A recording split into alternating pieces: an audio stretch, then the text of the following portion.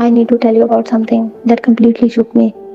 It's not just scary, it's the kind of story that stays in your head long after it's over. So, this happened to someone my mother actually knows, an old friend from her college days, a real family, not some random rumor. Let's just call the family the Maliks, a small, close knit family, husband, wife, and their two kids. About 3 years ago, they moved into a new house on the edge of the city. It was a big upgrade for them. Bigger rooms, a garden, clean paint, and low rent. Too good to be true it was. From the very first night, something felt wrong. The younger child, Ayan, just 6 years old, kept saying, "Who is the lady in white in the corner?" His parents thought it was imagination. Kids say all sorts of things, right? But every night after that, Ayan would wake up crying, pointing toward the same spot in the living room. "She is angry," he whispered one night. "She doesn't like us here." His elder sister, Zara, who was 10, also started acting distant. She wouldn't sit alone in her room. One time her mother asked why, and she replied, "Because someone keeps calling my name when I am alone. And it's not any of you." At first the parents thought it was the stress of moving, new environment, maybe their minds were just adjusting. But then things escalated. One night, the mother woke up to find her bedroom door wide open, even though she remembered clearly locking it. She walked out and saw the TV was on in the lounge, full volume, but playing only static. She turned it off and went back, but before she could lie down, the door slammed shut on its own. And that was just the beginning. Over the next few weeks, strange things started happening every day. Footsteps in the hallway when no one was home. Zara said her school bag was moved from one side to the other side of the room while she was brushing her hair.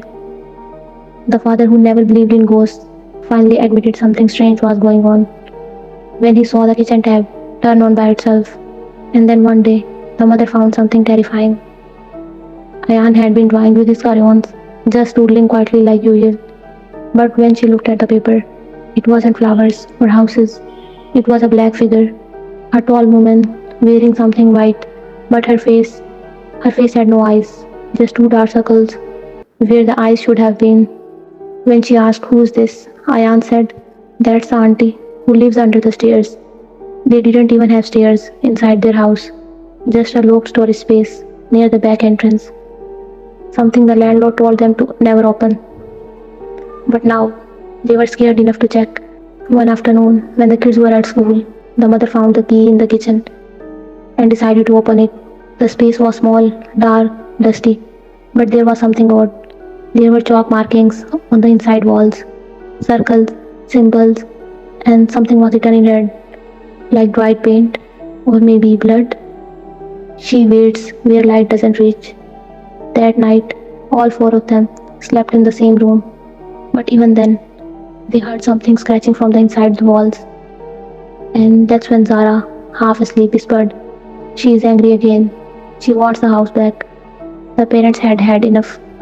They decided to leave immediately. They didn't wait for the lease to end, didn't even take all their furniture. The landlord didn't even seem surprised. He just said, "It's better you left when you did." And when they asked if anyone had ever complained, he said quietly, "Let's just say you are not the first family to leave without saying goodbye." The Maliks moved in with relatives for a while.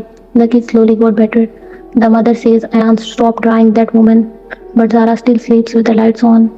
And one night, during a power cut, she screamed in the middle of the night and said she was standing outside the window. She followed us.